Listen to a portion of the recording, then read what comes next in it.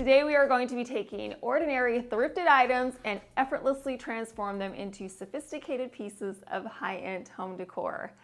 As soon as I entered my thrift store, my eyes were drawn to an exquisite ornate mirror hanging on the wall. It instantly caught my attention and I knew it had potential. This thrifted mirror is originally from IKEA and it came at the low price of $9.99, so I scooped it up. It is too dark for my taste. I don't love the black, and it also has some areas where the paint has chipped. There were also some stickers on this mirror, so there was a bunch of sticker residue which had to be cleaned off, which is no problem. I got a rag and some dish soap, and I scrubbed all that residue and all the dust and debris off of the mirror itself. And then I moved on and cleaned off the frame. We are going to be painting the frame of this mirror, and so I needed to protect the mirror itself. I'm going to do that with some copy paper and blue painter's tape. Now this copy paper will slide right underneath the frame of the mirror. There's a little bit of a gap, and so I slid a couple pieces underneath, and in the areas where the mirror was still exposed, I just covered that up with the blue painter's tape.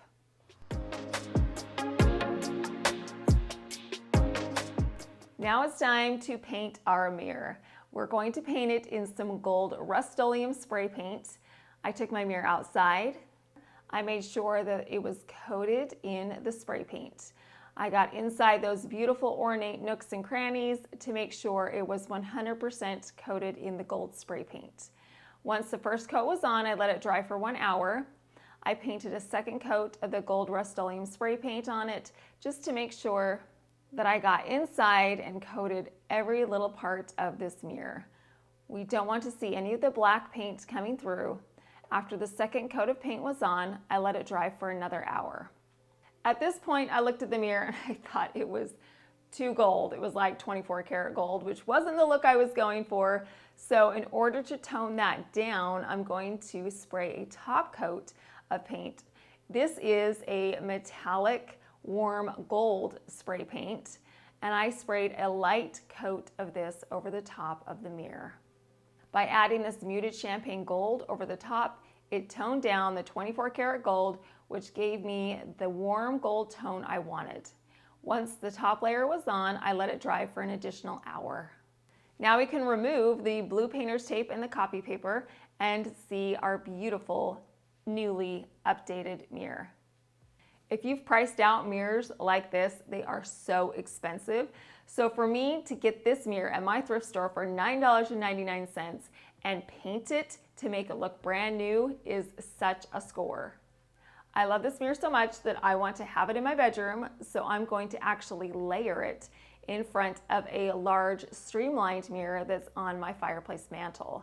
So I just took this mirror and placed it in the center of this mirror and leaned it up against it. By combining mirrors of various shapes, sizes, and frames, you can create a unique display. I love the way that these stacked mirrors reflect the chandelier in my space, and I love the juxtaposition between the ornate frame and the more streamlined contemporary frame. I think that they complement each other so well. Wasn't this a fun, easy flip? We definitely lucked out finding this beautiful mirror at the thrift store.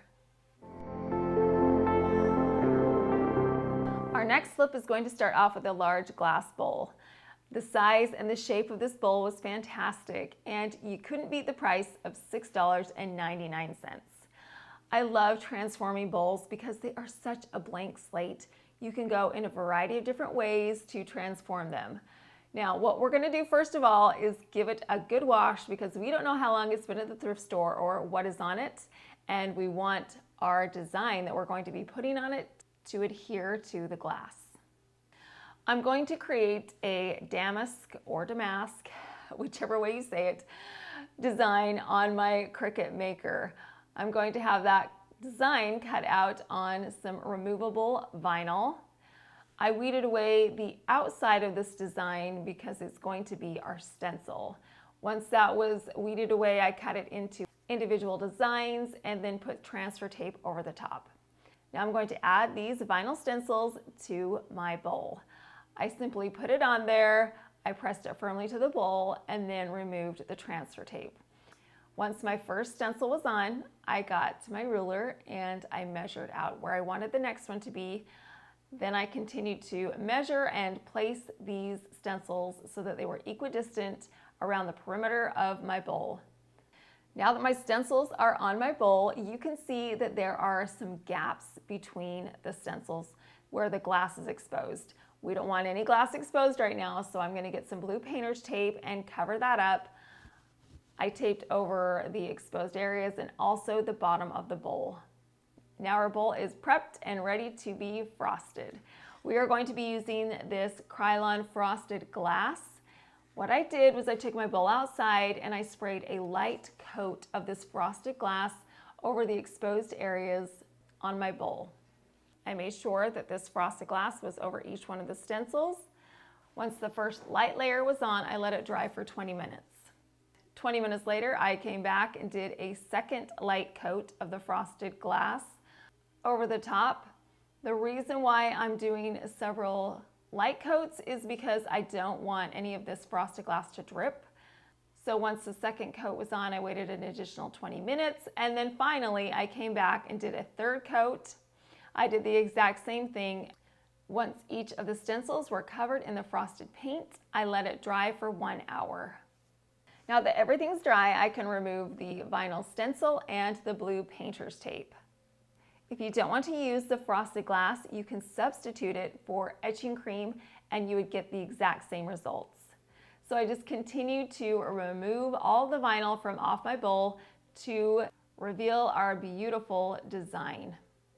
Here is our beautiful bowl, and you can see how big it is as I'm holding it. This is a huge bowl. You can use this in so many different ways because what we did was we put the design on the outside, so you can still use the inside for food. You could do a huge salad in here. You could even use this as a punch bowl because it's so big.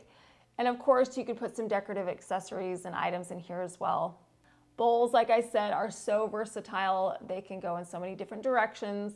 So if you see them at your thrift store, pick them up because they are a blank slate and you'll be able to get a beautiful piece just like I did with minimal effort.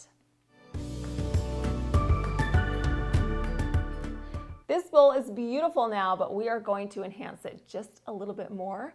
And we're going to create a base to set our bowl on.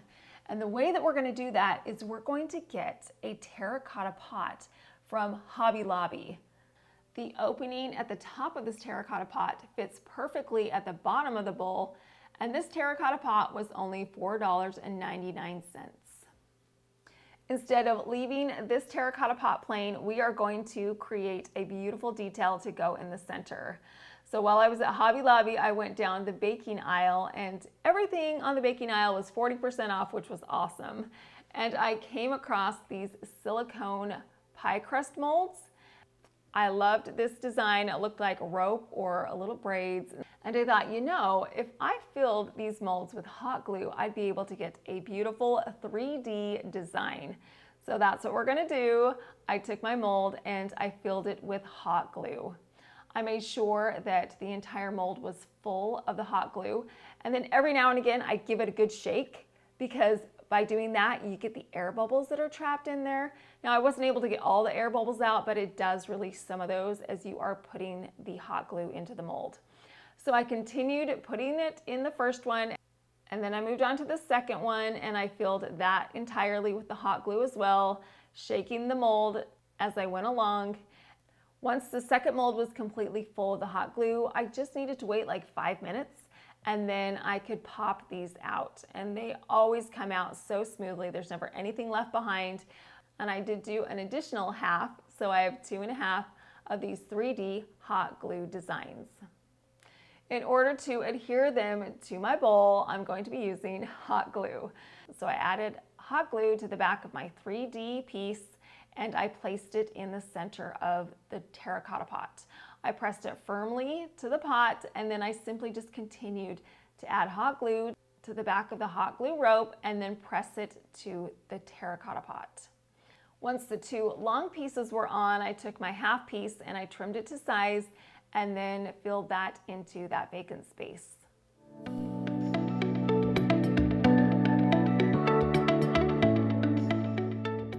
Now I have this beautiful decal in the center of this terracotta pot. We are now going to take this outside and we're going to spray paint it in some white gloss Rust-Oleum spray paint. I made sure that the bottom and the sides were covered in the spray paint. Once it had been coated in the paint, I let it dry for 1 hour.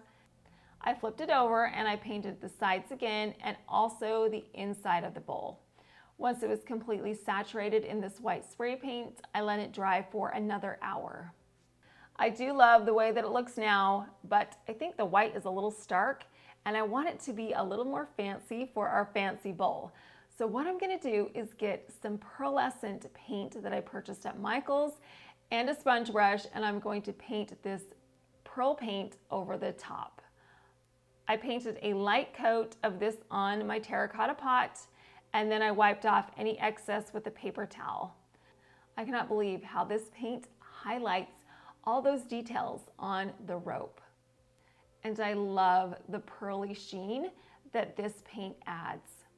This top layer of pearlescent paint gives this a beautiful sheen and makes those details pop. Once I had painted the entire terracotta pot, I let it dry for 1 hour. And here is our final base pot. Isn't that sheen just so beautiful? And it highlights that rope detail. It's just so gorgeous. Now what I'm going to do is I'm going to put my glass bowl right in the center of this, which is going to raise up my bowl and make it look more substantial. So not only is this going to beautify my bowl even further, but it's pretty enough that I could use it as a standalone bowl. I could put a floral arrangement in here. There's so many things that you could do with this terracotta bowl. So we got multiple uses today out of our glass thrifted bowl. I love the way that it looks now. It came a long way from where we found it at the thrift store.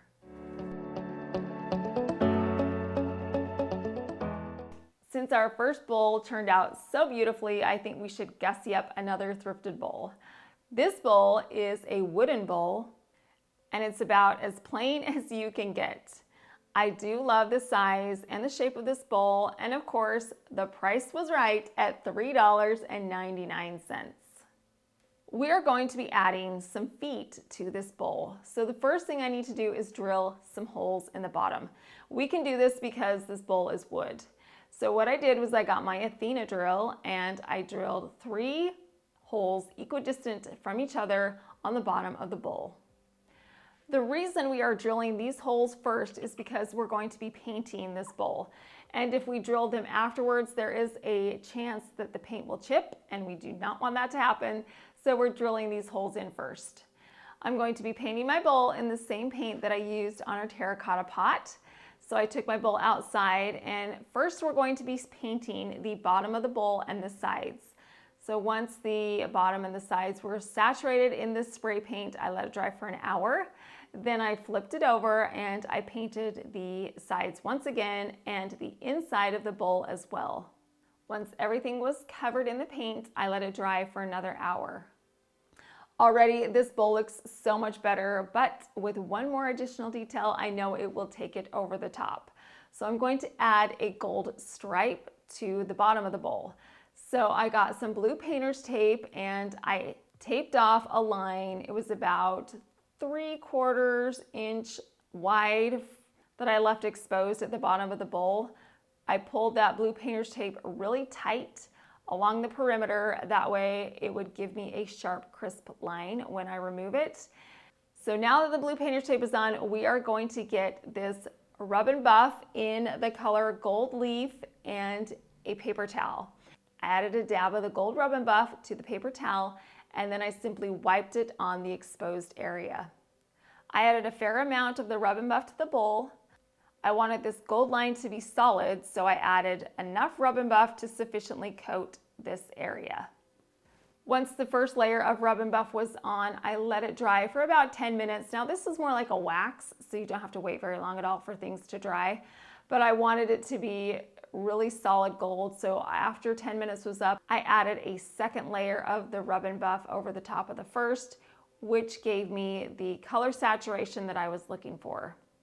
After this second layer was on, I waited about 15 minutes, and then I was able to peel away the blue painter's tape to reveal our beautiful gold stripe.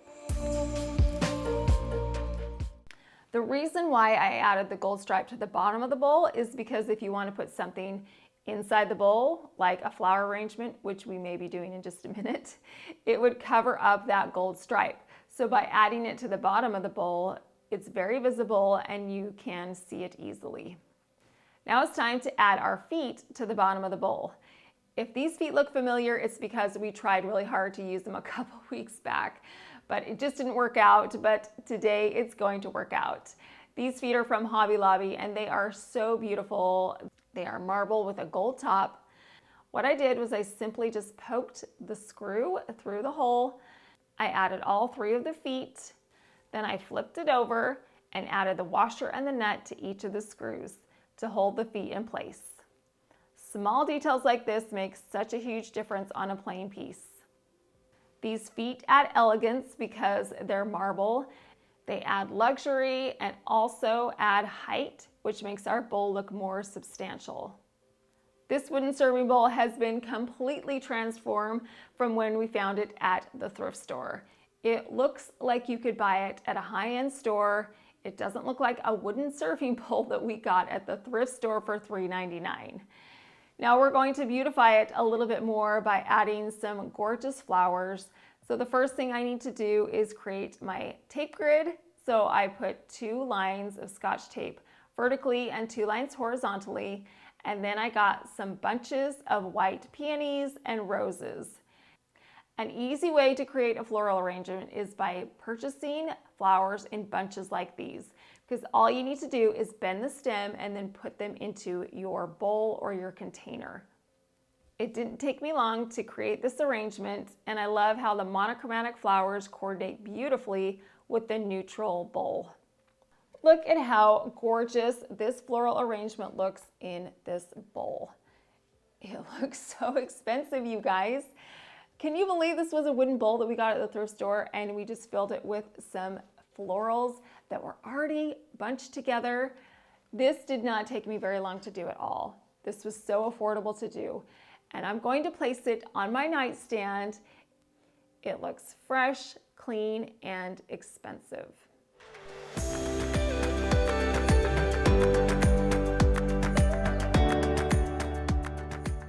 You guys, I only spent $21 at the thrift store to get that mirror and the 2 bowls. All 3 of these pieces look so expensive. We were able to create luxurious pieces of home decor that look high-end. If you're on a budget and don't have a lot of money to spend on home decor, go to your thrift store. Go with an open mind and know that you can transform these pieces easily and you can do it on a budget. I think we proved today that you can live beautifully and you can do it affordably. If you liked this video and want to see more like it, I would love to have you subscribe so I can share those with you. Thank you so much for watching.